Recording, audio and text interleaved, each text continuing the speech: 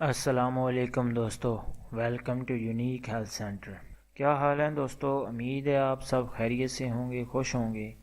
آج پیش خدمت ہے اطلام کے لیے ایک زبردست نسخہ، جس کے استعمال سے بار بار اطلام ہونے سے بھی چھٹکارا ملے گا، اور ساتھ ساتھ اگر کسی کو جریان یعنی منی کے قطرے گرتے ہوں یا سرط انزال کا مسئلہ ہو، وہ بھی دور ہو جائے گا۔ دوستو، ایک بات میں آپ کو بتا دوں، اگر احتلام مہینہ میں 3 سے 4 دفعہ ہو جائے تو یہ کوئی مسئلہ نہیں ہے، لیکن اگر مہینہ میں 7 سے 8 مرتبہ یا اس سے بھی زیادہ دفعہ احتلام ہو تو اس کا علاج ضرور کرنا چاہیے۔ کچھ ایسے افراد جو مشت زنی یعنی ہاتھ سے منی نکالتے ہیں، وہ بھی احتلام جریان کا شکار ہو جاتے ہیں۔ ان کو چاہیے فوراً مشت زنی کو چھوڑ دیں اور اپنی غذا پر توجہ دیں، اچھی غذا استعمال کریں اور نماز ادا کریں، اور ساتھ ہی علاج کے لیے اچھا سا نسخہ استعمال کریں۔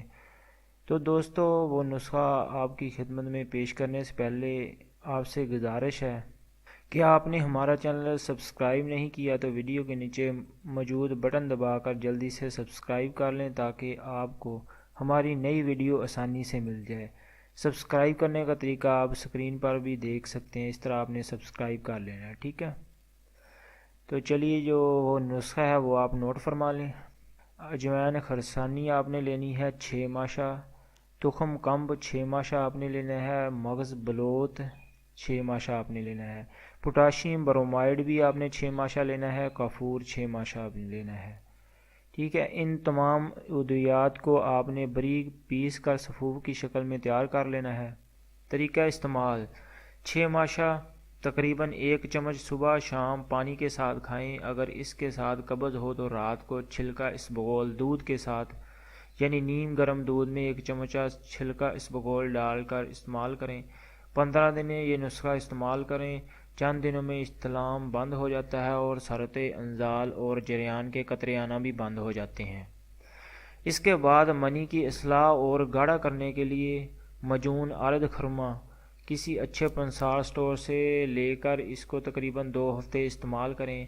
یہ مجون ارد خرما کسی بھی پنسار سٹور سے آپ کو مل جائے گا، یہ کسی بھی کمپنی کا آپ لے سکتے ہیں۔ انشاءاللہ تعالی اس کے بعد آپ کو کسی دوا کی ضرورت نہیں پڑے گی۔